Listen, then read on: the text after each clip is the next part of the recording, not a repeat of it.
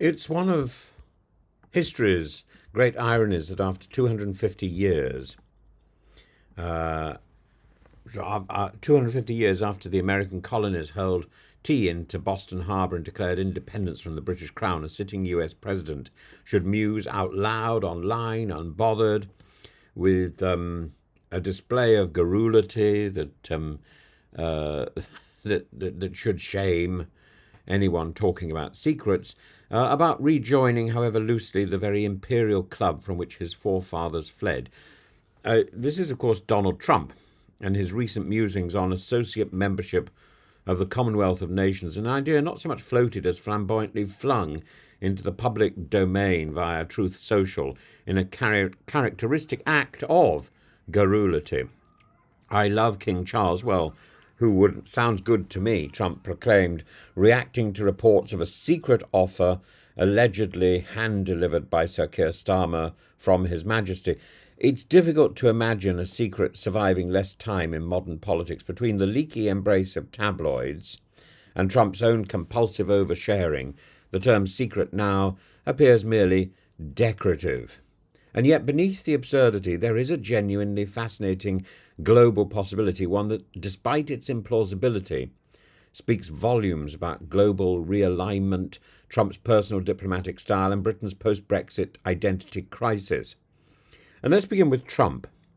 His relationship to monarchy is oddly reverent, and while he may not respect democracy or facts or grammar, he does at least seem to revere bloodlines, provided they belong to the House of Windsor and not, say, to Meghan and Harry. His praise of King Charles as a beautiful man, a wonderful man, repeated to the point of parody, suggests a sincere desire for connection with British royalty, and it's peculiar but a consistent trait of Trump that he seeks legitimacy from hereditary power while spurning the democratic norms that define his own republic. Thus, the Commonwealth, the polite post-imperial ghost of Britain's lost empire, becomes in his mind not a dusty relic but a glittering opportunity. Now, I'm all one for bringing Trump back into the orbit of civilization after 7 or 8 weeks of chaos. The notion of associate membership has no precedent.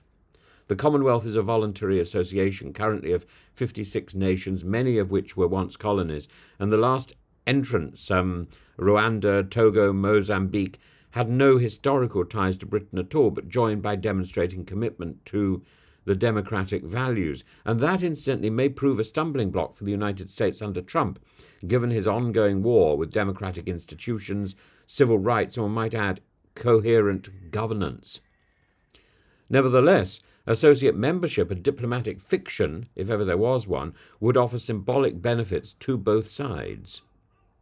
Britain would gain the illusion of global relevance, and Trump would in turn enjoy the flattery of royal attention. The Commonwealth would be global in a new, louder way. One could almost hear him at Balmoral declaring the best Commonwealth deal ever made. Yet such theatre doesn't play well with everyone. Trump's base, that particular strain of American exceptionalism wedded to powdered muskets and paranoia, has not embraced the idea. Hell no, wrote one online acolyte, warning against any move that might betray the founding fathers. Another warned that King Charles might be carrying poison. Poison? The fever dream of red-hatted constitutionalists, it seems, remains undisturbed by protocol or reality. So why does this matter? Because it reflects something deeply contemporary, the inability to keep anything quiet, to be discreet, the spectre of politics as a performance, and the need, however inconvenient, to coax errant leaders back into civilization. Trump, with his trademark garrulity, cannot resist broadcasting even hypothetical diplomacy. But Britain, ever eager for a role on the world stage post-Brexit, appears willing to play along. And the Royal Commonwealth Society, a non-governmental body, may be the origin of the idea, but the symbolic weight of a king's handwritten letter delivered by a prime minister is hardly negligible. That Starmer, no populist, was the messenger suggests this is a serious, if speculative, diplomatic overture. It's important to note that distinctions between diplomacy and derangement are important to You've got to recognize those distinctions. No one is seriously proposing that America submit to royal authority, nor that it trade its eagle for the lion and the unicorn. But if this initiative provides a means of tethering Trump to multilateralism, even a theatrical version of it, perhaps it's not entirely foolish. Civilization, after all, must be upheld where it can be coaxed. And here's a provocation. Perhaps the very loquacious indiscretions that make Trump so chaotic also make him or also make it possible to manipulate him. It makes him malleable, malleable. Oh, what's the word? It makes him. It makes it possible to manipulate him. The monarchy, manipulatable. Is that a word? Manipulatable. Manipulable. I don't know what the word is. It's very rare that I'm lost for a word. The monarchy offers flattery, and the Commonwealth offers ceremony. And in return, perhaps the world receives a slightly more civilized Donald Trump. It's an absurd proposition, isn't it? Perhaps. But in a world where Mozambique is a Commonwealth member and Elon Musk reshapes communication, absurdity is no longer the exception, it's the idiom. And performance is something we should embrace rather than reject. The theatre of global diplomacy is something we need to get behind, because theatre, the symbols, the symbols are potent. In the past, those symbols have been reduced to things like flags.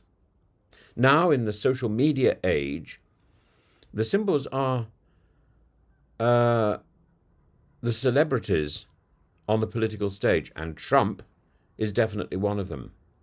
And we need to, I was going to say pander to Trump. That probably gives you the wrong impression, but we need to use every resource we can to control this seemingly uncontrollable figure. In 7 or 8 weeks, Trump has done more damage to the global community than I think any politician has done in a matter of years. Trump has rocked the global community in a way that even Putin has not. 4 years of this. That is inconceivable. Trump needs tethering.